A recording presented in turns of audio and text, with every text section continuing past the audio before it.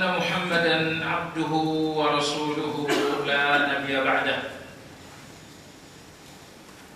اللهم صل على محمد وعلى آله وأصحابه ومن اهتدى بهديه واستنى بسنته إلى يوم الدين. يا أيها الذين آمنوا اتقوا الله حق تقاته ولا تموتن إلا وأنتم مسلمون. Kaum muslimin rahimakumullah. Seorang ulama dari kalangan salafus saleh berkata, aku ingin hari ini, bahkan aku ingin esok, atau saya ingin lusa, karena boleh jadi aku belum menemukan hari surga pada hari-hari yang berlalu. Iya, boleh jadi jemaah sekalian, hari-hari yang telah berlalu dalam hitungan puluhan tahun usia kita, mungkin kita belum bertemu dengan hari yang menjadi surga kita. Walau sekarang ini kita berusia 60-70 tahun, tapi belum tentu di hari bahwa satu hari dalam usia 70 tahun itu kita telah temukan surga. Maka beliau mengatakan, aku ingin hari ini, siapa tahu hari ini adalah hari surgaku. Aku ingin hari esok, siapa tahu hari surgaku itu adanya besok hari. Nah, ini sebuah motivasi untuk kita jamaah sekalian, bahwa setiap kali Anda memasuki hari baru dalam usia, bersungguh-sungguhlah, siapa tahu inilah hari surga bagi Anda. Jemaah sekalian, Allah Subhanahu wa Ta'ala memberikan kita 99 namanya. Semua nama-nama ini hakikatnya adalah jaminan Allah atas segala kelemahan-kelemahan kita, atas segala keterbatasan-keterbatasan kita. Terkadang keterbatasan kita adalah soal uang, maka Allah mengatakan, aku adalah Ar-Razzaq, Maha memberi rezeki. Kadang-kadang kelemahan kita adalah kesusahan, hutang piutang. Allah mengatakan, aku adalah An-Nasir, Maha menolong. Jadi tidak satupun kelemahan Anda, keterbatasan Anda, gelisah, takut dan khawatir Anda, melainkan semuanya terjawab dengan nama-nama Allah itu. Dunia ini tidak punya kepastian untuk Anda. Semuanya ketidakpastian. Sehat Anda tidak pasti, uang Anda tidak pasti. Satu-satunya kepastian untuk Anda adalah Allah Subhanahu wa Ta'ala. Bahwa Allah Maha menolong, itu kepastian. Bahwa Allah Maha memberi rezeki, itu kepastian. Bahwa Allah Maha menyayangi, itu kepastian. Jadi dunia dengan segala isinya tidak satupun kepastian untuk Anda. Satu-satunya kepastian itu adalah Allah Subhanahu wa Ta'ala. Tugas kita dan perjuangan kita dalam hal ini, bagaimana agar setiap nama Allah itu menjadi keyakinan. Kalau nama-nama Allah itu hanya sekedar Anda tahu artinya, Anda mengerti tafsirnya, sepertinya tidak terlalu banyak berguna. Kenapa? Karena yang terpenting dari memahami nama-nama Allah, bahwa Anda menjadikannya keyakinan-keyakinan Anda tentang Allah. Insya Allah kita akan mengkaji nama Allah yang ke-78. Nama Allah yang ke-78 adalah Al-Hadi. Al-Hadi. Al-Hadi adalah nama Allah yang berarti Maha memberi hidayah. Maha memberi hidayah. Dalam surat Wadduha, Allah Subhanahu wa taala menegaskan bahwa hukum dasar semua manusia adalah tersesat. Hidayah itu adalah sesuatu yang datang belakangan. Allah berfirman, "Wa wajadaka dhallan fahada." Allah menemukanmu dalam kesesatan, kemudian Allah memberikanmu hidayah. Maka kesesatan adalah hukum dasar Anda dan saya. Nah, ketika Allah Subhanahu wa taala menginginkan kebaikan untuk Anda, maka perlahan-lahan Allah berikan Anda hidayah sehingga kesesatan itu berkurang. Allah berikan lagi hidayah yang lebih banyak sehingga kesesatan lebih banyak pula berkurang.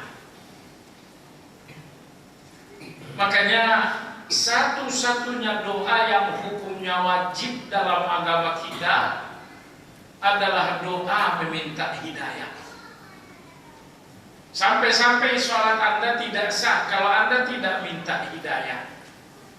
Doa tersebut berbunyi, ihdinas siratal, ya Allah berikan kami hidayah. Hidayah apa? Hidayah siratal mustaqim.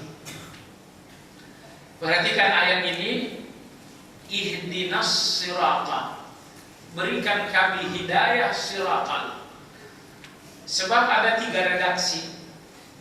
Berikan kami hidayah menuju siratal. Nomor 2, berikan kami hidayah di atas siratal. Pertanyaan jamaah sekalian, 2 hidayah. Pertama, hidayah menuju siratal mustaqim, yang artinya tadinya Anda tidak berada di siratal mustaqim, tiba-tiba Allah berikan Anda hidayah sampai Anda menemukan siratal mustaqim. Ini hidayah menuju siratal mustaqim. Hidayah yang kedua adalah hidayah di atas siratal mustaqim, yang artinya Anda sudah temukan siratal mustaqimnya, dan Anda butuh hidayah agar tetap berada di atas siratal mustaqim itu. Pertanyaan, 2 hidayah. Pertama menuju, yang kedua di atas. Menuju siratal mustaqim dan di atas siratal mustaqim. Dari 2 hidayah ini, mana yang lebih ampuh? Mana yang lebih dibutuhkan? Mana yang lebih besar? Nah, saya sebenarnya hanya ingin memberikan jawaban kenapa kita tidak berhenti minta hidayah itu. Ihdinas siratal mustaqim, ihdinas siratal mustaqim, ihdinas siratal mustaqim. Betul, hidayah menemukan siratal mustaqim itu sudah selesai. Anda sudah ada di atas siratal mustaqim sekarang. Tapi Anda butuh hidayah agar tetap kokoh di atas siratal mustaqim itu. Nah, di zaman yang penuh fitnah ini, zaman yang penuh dengan ujian-ujian hawa nafsu ini, ketergelinciran sangat gampang terjadi. Ketergelinciran sangat gampang terjadi.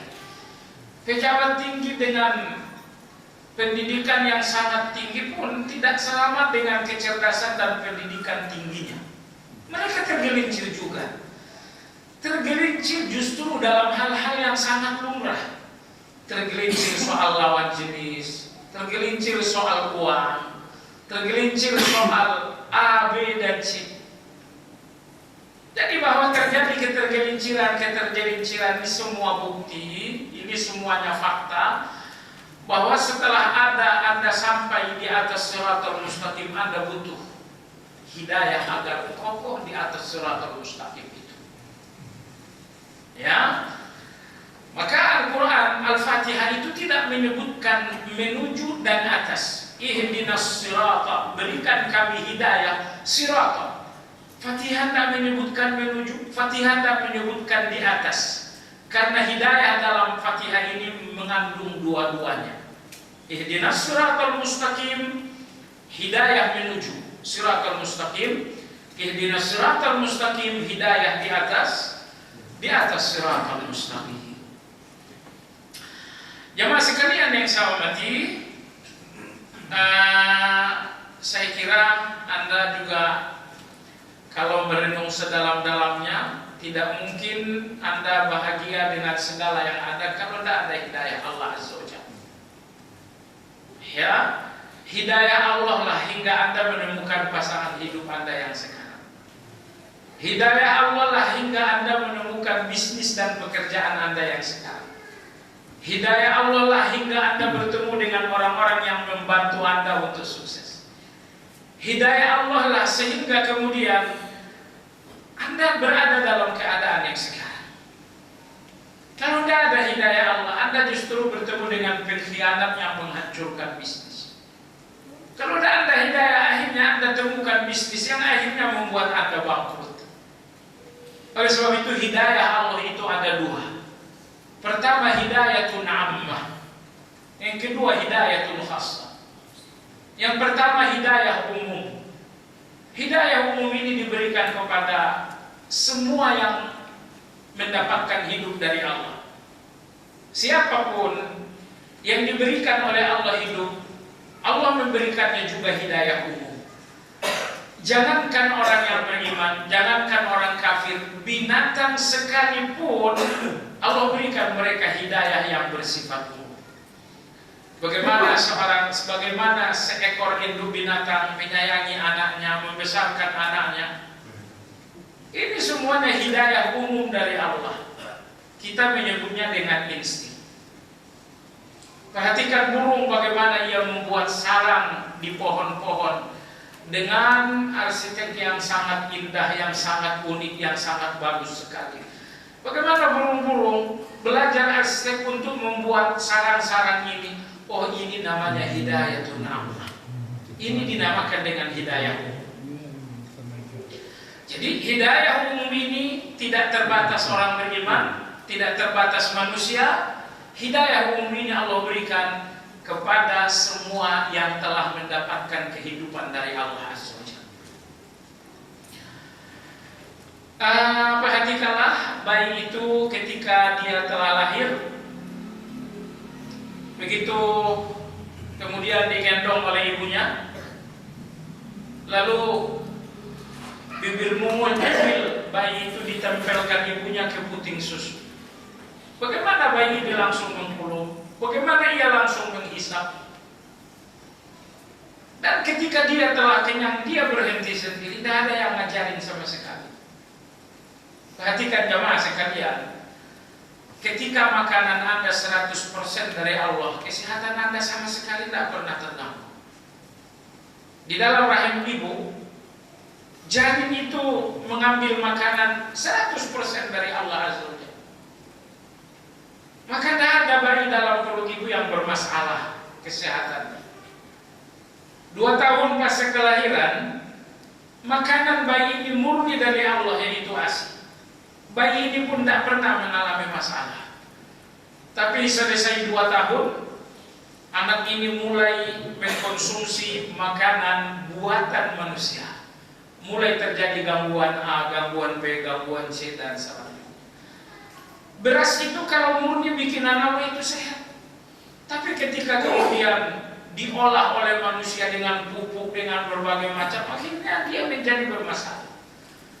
Daging itu kalau langsung dari Allah itu sehat, tapi tiba-tiba datang suntik, maka dia menjadi masalah. Maka Allah Subhanahu wa Ta'ala, apa yang datang dari Allah, pure dari Allah, build up dari Allah, itu semuanya sehat. Tapi kita kemudian merubah-rubah. Kalau hidup Anda sesuai dengan aturan Allah, Anda nggak mungkin bermasalah. Ya, siang Anda cari makan, malam Anda untuk istirahat, insya Allah Anda sehat. Tapi kita kan merubah-rubah saja. Waja'alna al-laila libasa, malam itu untuk kalian istirahat. Itu sudah diatur oleh Allah. Tapi justru malam hari untuk kita berolahraga. Kadang-kadang sampai jam 10. Bahkan kadang-kadang sampai jam 2. Aturan itu kita ubah. Akhirnya apa yang terjadi? Terjadi gangguan paru-paru, terjadi gangguan jantung dan lain-lain. Baik jemaah sekalian yang saya hormati, hidayah yang pertama adalah hidayah umum. Baik, bagaimana ia langsung mengkulum puting susu ibunya? Ketika dia telah kenal, siapa yang mengajarinya langsung berhenti? Ini semuanya hidayah umum dari Allah Subhanahu wa ta'ala. Hidayah yang kedua adalah hidayah khusus. Hidayah yang kedua adalah hidayah khusus. Hidayah khusus ini adalah kebenaran. Hidayah khusus ini adalah siratal mustaqim. Itu hidayah khusus. Jamaah sekalian yang saya hormati, baik, Al-Quranul Karim menyebutkan nama Allah Al-Hadi sebanyak 2 kali. Yang pertama dalam surat Al-Hajj ayat 54, Allah berfirman, "Wa innallaha lahadil ladzina amanu ila siratil mustaqim." Dan sesungguhnya Allah benar-benar memberikan hidayah kepada orang-orang yang beriman. Coba renungkan ayat ini.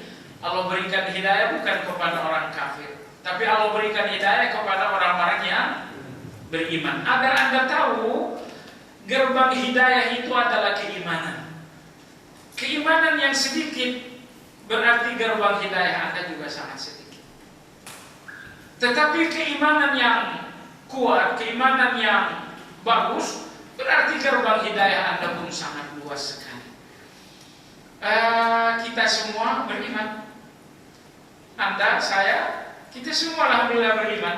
Tapi kadar hidayah Allah kepada kita semuanya masing-masing sesuai dengan kadar keimanan. Seseorang yang kadar keimanannya maksimal, maka mereka akan mendapatkan hidayah yang maksimal dari Allah Azza wa Jalla. Tapi orang-orang yang kadar keimanannya sangat kecil, sangat lemah, berarti kadar hidayah yang mereka dapatkan dari Allah pun sangat sedikit. Jadi dengan demikian, gerbang hidayah Allah untuk Anda adalah iman. Dengan memperbaiki iman, Anda sedang meluaskan gerbang hidayah. Tapi bahwa Anda tidak memperbaiki iman, berarti gerbang hidayah Anda kecil. Ayat ini persis sama dengan awal surat Al-Baqarah. Dzalikal kitabu la raiba fihi hudan. Al-Quran ini adalah hidayah, tapi bukan untuk semua orang. Al-Quran ini hidayah Allah lil muttaqin, bagi orang-orang yang bertakwa. Yang artinya hidayah Anda sesuai kadar ketakwaan. Ketakwaan Anda maksimal, hidayah untuk Anda juga maksimal. Subhanallah, suami istri berpasangan tidur satu kamar, tapi tiba-tiba di malam hari suaminya bangun sholat, istrinya tidur ngorok sampai subuh. Kenapa Allah berikan hidayah kepada suami lebih banyak daripada istri? Ya, ini berarti suami ini lebih bertakwa, dia lebih beriman.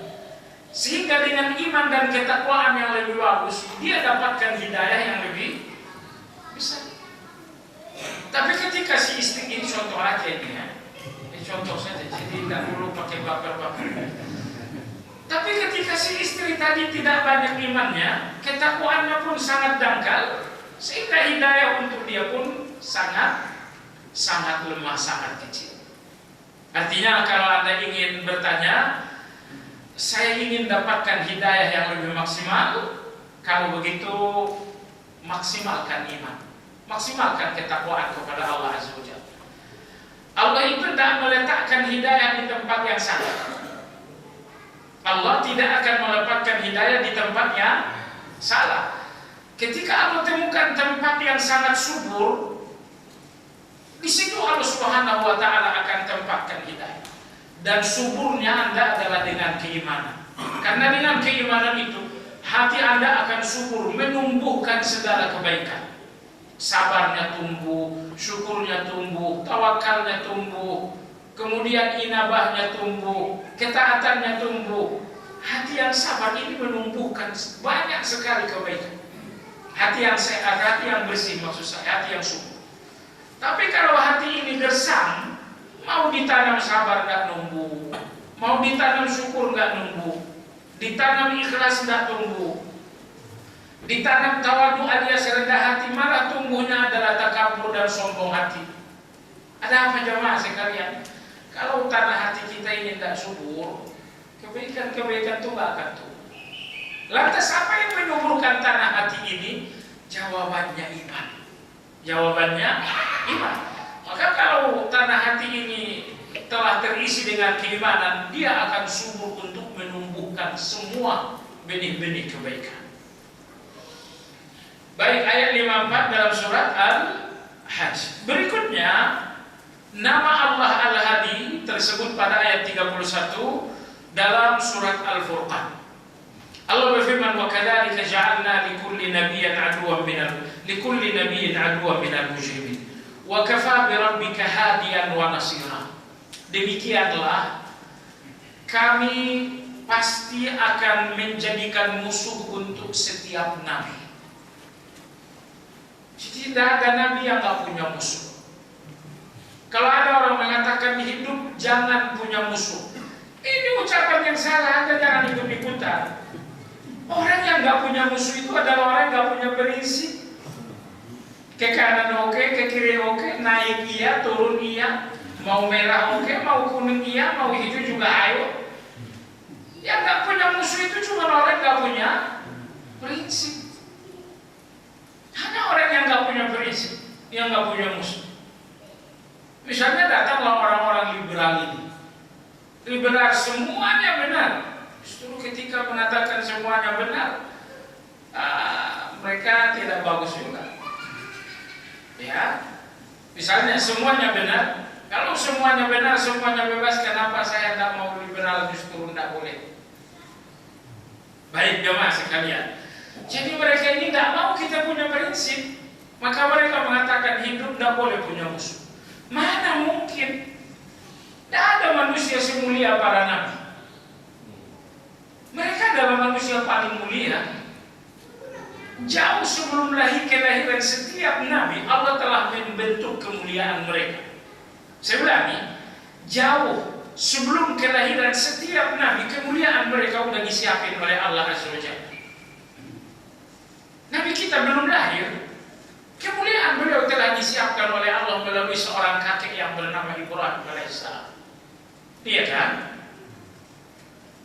Tapi semulia-mulianya Nabi, semuanya punya musuh. Maka saya katakan tadi, kalau Anda ingin hidup tanpa musuh, itu artinya Anda tak punya prinsip.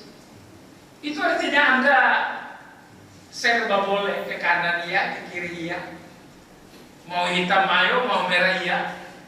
Tapi bahwa Anda menjadi seorang yang punya prinsip, berarti Anda punya musuh. Maka ayat 31 surat Al-Furqan Allah berfirman, "Wa kadzalika ja'alna likulli nabiyyin aduwwan." Demikianlah kami akan jadikan untuk setiap nabi aduwan, ada musuh. Tapi musuhnya para nabi minal mujrimin.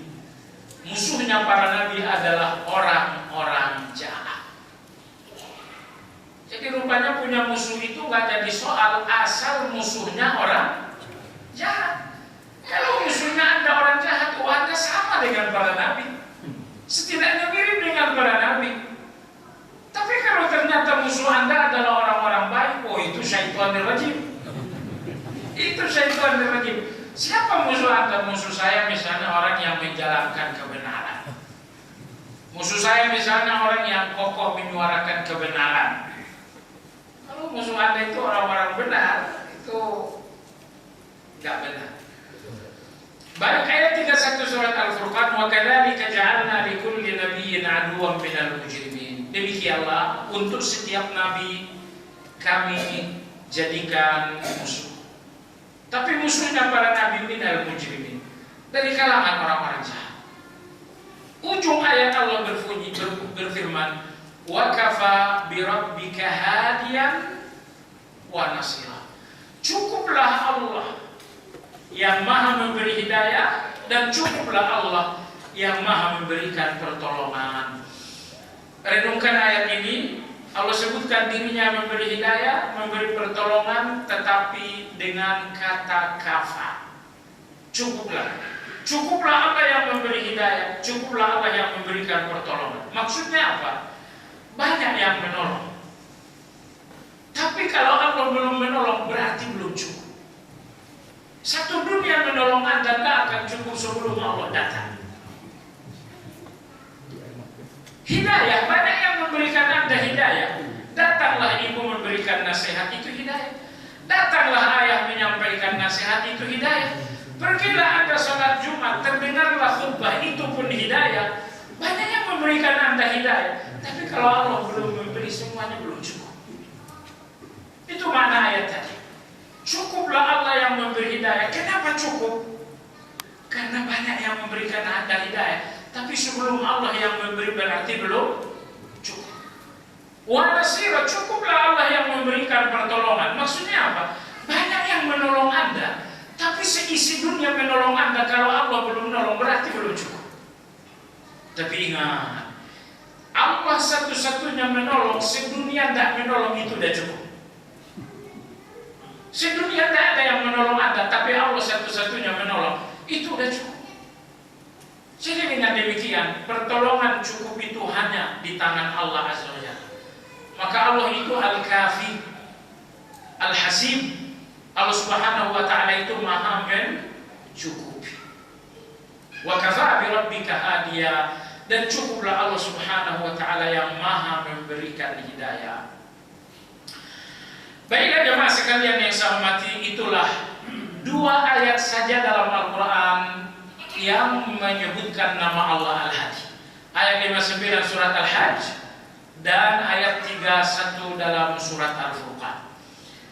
Akan tetapi jemaah sekalian, walau hanya ada dua ayat saja nama Allah Al-Hadi, tetapi fakta-fakta hidayah Allah ini mungkin ratusan ayat.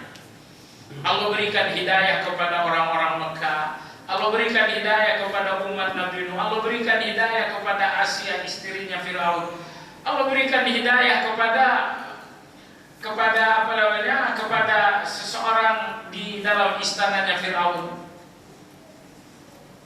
Kadang-kadang Allah berikan hidayah itu justru di tempatnya kesesatan. Ini istrinya Firaun, setiap sudutnya kesesatan. Tapi justru di dalam istana Firaun ini tersemai hidayah sangat indah. Justru melalui seorang yang setiap pagi, setiap sore makan dengan Firaun, tiap malam tidur dengan Firaun. Siapa dia? Dia adalah istrinya Firaun sendiri. Di mana-mana belum ada yang dapat hidayah dari Musa. Yang pertama kali mendapatkan hidayah itu adalah istrinya Firaun. Jadi Allah berikan hidayah justru di tempatnya kesesatan. Di tempatnya kesesatan. Agar apa jemaah sekalian? Allah membuktikan ya bahwa hidayah itu kekuasaan Allah Subhanahu wa Ta'ala. Baik. Jemaah sekalian yang saya hormati, penulis buku di sini mengatakan bahwa sumber hidayah itu hanya Allah satu-satunya. Jadi yang Maha memberikan hidayah itu Allah. Artinya Allah itu esa dalam memberikan hidayah. Esa dalam arti tidak ada nomor 2, tidak ada nomor 3, apalagi 4 dan 5. Satu-satunya yang memberikan hidayah adalah Allah Subhanahu wa Ta'ala. Dalam surat Al-Qasas Allah berfirman tentang Nabi kita sallallahu alaihi wasallam. Kata Allah, Muhammad, innaka la tahdi man ahbabta, walakin Allah yahdi man yasha. Wa huwa a'lamu bil muhtadin. Wahai Muhammad, betapapun engkau cinta seseorang, kau tak akan bisa memberinya hidayah. Muhammad, betapa engkau cinta seseorang, kau tak akan bisa memberikannya hidayah. Kau cinta Abu Talib, Abu Talib pun cinta engkau Muhammad. Seindahnya cinta antara paman dan ponakan, antara Abu Talib dengan Nabi kita, namun hidayah itu tidak sampai. Ini nomor satu, ingat baik-baik, hidayah itu keesaan. Sebesar-besarnya cinta tidak akan bisa menjadi jalan hidayah. Inilah keponakan dengan paman. Nabi kita dengan Abu Talib. Sedari kecil Nabi kita usia 8 tahun telah diasuh, dijaga oleh sang paman. cinta yang sangat besar antara paman dan ponakan.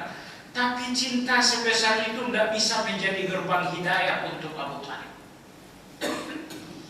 Azar, bapaknya Ibrahim alaihissalam, saya kira tidak ada ayah yang nggak cinta anak, dan nggak ada anak nggak cinta bapak. Tapi sebesar-besarnya cinta ayah dan anak-anak dan ayah, ternyata cinta itu tidak bisa menjadi jalan hidayah bagi sang ayah. Karena anak adalah anaknya Nabi Lut. Betapa Nabi Nuh, betapa Nabi Nuh sangat mencintai anaknya. Tapi cinta itu tidak menjadi gerbang hidayah bagi sang anak. Nabi Lut alaihissalam, dia punya istri, pasti dia mencintai istri yang telah menganugerahinya keturunan. Tapi cinta suami istri ini tidak bisa menjadi jalan hidayah. Subhanallah, coba lihat, ini orang-orang dekatnya para nabi. Anaknya para nabi tidak dapat hidayah, bapaknya nabi tidak dapat hidayah, pamannya nabi tidak dapat hidayah, istrinya nabi tidak dapat hidayah. Anda tidak ada hubungan dengan nabi yang mana pun. Nabi mana om Anda coba? Anda yang tidak ada hubungan dengan nabi, tapi Masya Allah memberikan Anda hidayah. Allah berikan Anda hidayah, maka di ujung ayat Allah berfirman, walakinnallaha yahdi man yasha, dan hanya Allah satu-satunya yang maha memberi hidayah. Camkan ayat ini baik-baik jemaah sekalian. Sebesar-besarnya keinginan Anda agar Anda di rumah dapat hidayah, tetap saja kalau Allah nggak ngasih, anak kita tidak bakal dapat. Sebesar-besarnya keinginan supaya cucu dapat hidayah, sekedar keinginan Anda sebesar apapun itu nggak akan menjadi hidayah bagi cucu Anda. Kalau Allah tidak memberikan hidayah itu, tetap saja cucu kita, anak kita, mereka akan dapatkan hidayah. Kenapa demikian? Karena hidayah itu ada dalam keesaan Allah. Hanya Allah satu-satunya yang memiliki kuasa atas hidayah itu. Saya bisa membunyikan hidayah itu dengan lisan saya, dengan kata saya, dengan nasihat saya. Tapi untuk hidayah itu memasuki hati dan kokoh di dalam hati, itu adalah kuasanya Allah Subhanahu wa Ta'ala. Nah, kita kumandangkan azan sebentar.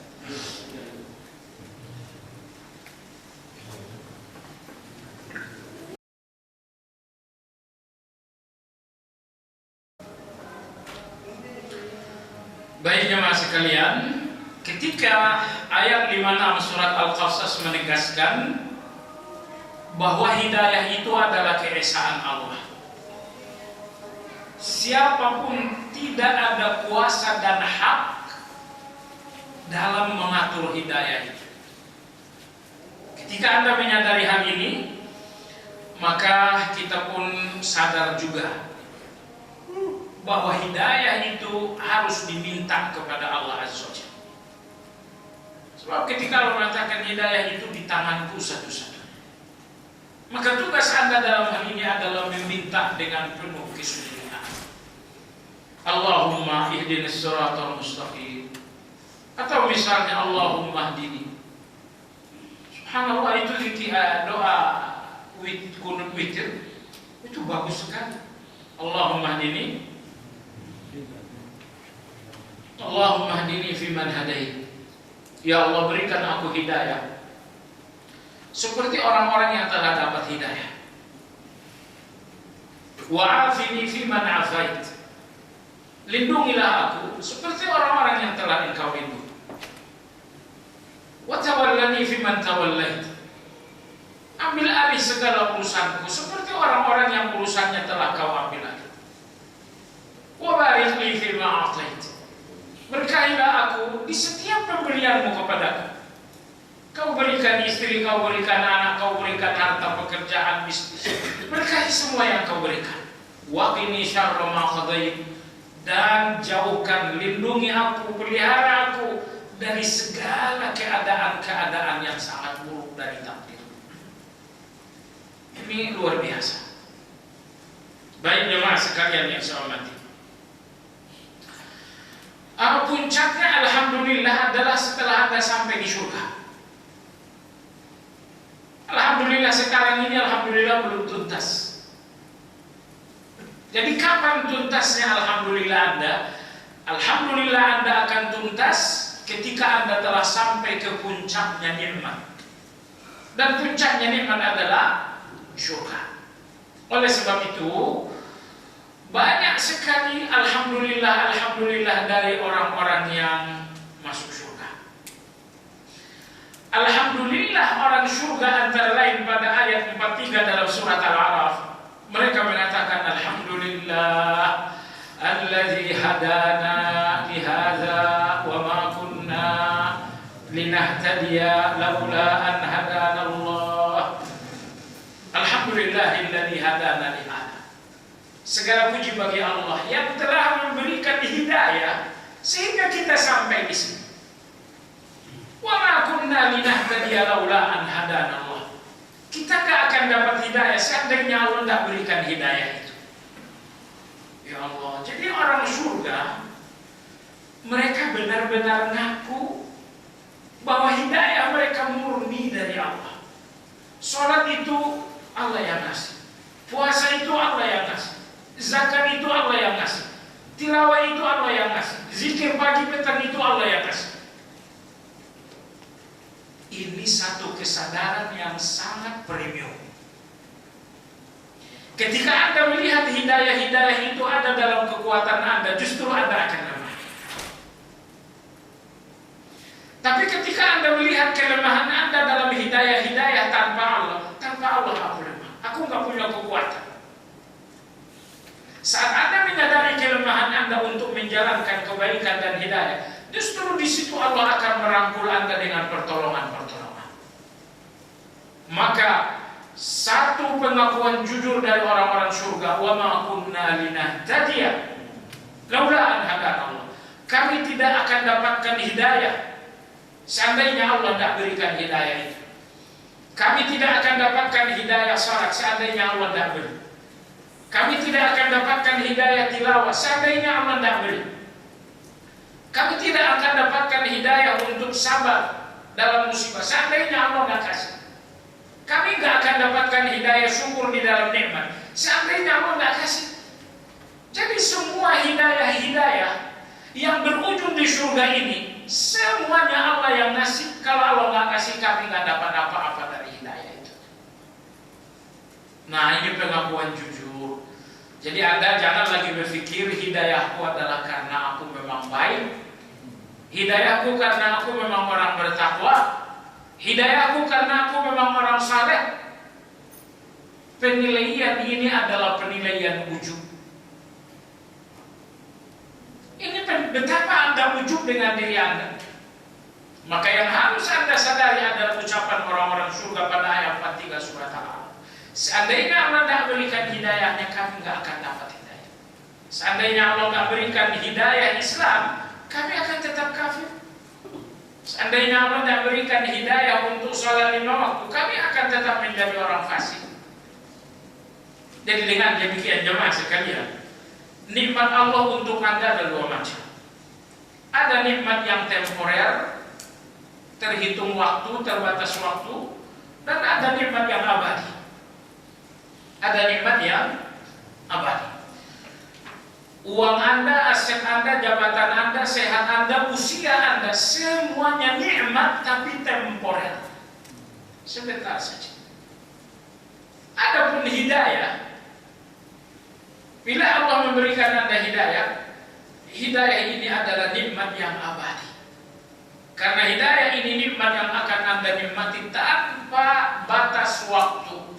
Di negeri abadi, di dalam surga, Anda akan tetap menikmati hidayah tersebut. Maka Imam Ibn Taimiyah rahimahullah mengatakan, tidak ada nikmat dunia yang nanti akan tetap terasa di akhirat kecuali ibadah. Di dunia ini ada nikmat makan, di akhirat nikmat makan itu akan hilang. Di dunia ini ada nikmat pasangan, di akhirat itu akan hilang. Di dunia ini ada nikmat pemandangan yang indah, di akhirat itu akan hilang. Di surga maksud saya. Semua kenikmatan dunia di surga akan hapus, akan hilang. Anda nggak ingat lagi rasanya durian Anda nggak ingat lagi, semua makan makanan Anda nggak ingat rasa lagi. Kenapa? Karena di surga ini semuanya serba lebih. Namun kata Imam Ibnu Taimiyah, satu-satunya kenikmatan dunia yang tetap terasa sampai di dalam jannah, sampai di dalam surga tetap terasa adalah nikmatnya ibadah. Nikmatnya sholat sampai di surga nanti terasa ya. Terlebih ketika dipanggil oleh Allah, fulan, kamu masuk surga dari pintu sholat ya, wah luar biasa. Tiba-tiba dipanggil, wahai fulan, Anda masuk surga dari pintu royah. Karena kamu banyak puasa sunnah ya, surgamu dari pintu royah. Wahai fulan masuk surga ya, kamu dari pintu sedekah. Fulan masuk surga dari pintu birrul walidain. Hai jamaah sekalian, sekali lagi kata Imam Ibnu Taimiyah, tidak ada nikmat dunia yang tetap terasa manis walau telah sampai di surga lebih dari nikmatnya ibadah, nikmatnya salat, nikmatnya zikir, nikmatnya qiyamul lail. Semua nikmat ibadah sampai di dalam surga akan tetap terasa. Rasanya bagaimana? Rasanya jamaah sekalian, dalam surah At-Tur Allah Subhanahu wa taala berfirman, tidak ada nostalgia yang menjadi pembicaraan orang surga kecuali nostalgia menjalankan ketaatan. Mereka mengatakan, qalu inna kunna min qablu fi ahlina mushfiqin famanna Allahu alaina wa waqana 'adzabas samum inna kunna min qablu nad'uhu innahu huwal barrur rahim. Orang-orang surga ketika mereka ngobrol, nostalgia mereka mengatakan, dulu kita di dunia masih ingat kita takut kepada Allah. Kenapa sholat kita takut Allah? Kenapa zakat kita takut Allah? Kenapa berdoa kita takut Allah? Semua ibadah kita adalah karena takut Allah. Masih ingat kan? Iya. Tapi ternyata takut itu hilang, Allah gantikan dengan rasa aman itu. Jadi bahwa Anda pernah di pinggir pantai, bahwa Anda pernah di Bromo, bahwa Anda pernah, semua itu nggak akan jadi memori Anda di sana. Satu-satunya nostalgia yang akan jadi buah bibir di surga, apa nostalgia? Ibadah-ibadah. Orang-orang surga akan berkunjung sesama mereka. Ingat ya, setiap orang di surga punya 4 tempat tinggal. Tempat tinggal pertama istana. Tempat tinggal yang kedua rumah. Tempat tinggal yang ketiga kamar. Tempat tinggal yang keempat adalah kemah. Ini 4 tempat tinggal untuk semua penghuni surga. Pertama, kapan orang-orang surga berada dalam istana? Saat mereka menerima kunjungan. Kawan kita datang, sahabat kita datang. Ketika ada yang kunjungin Anda akan menjumpai mereka di istana. Nomor 2 apa? Rumah.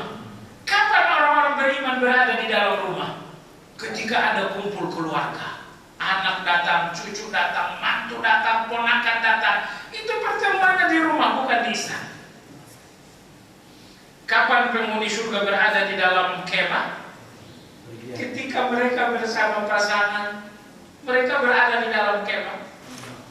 Kapan orang-orang surga berada di kamar?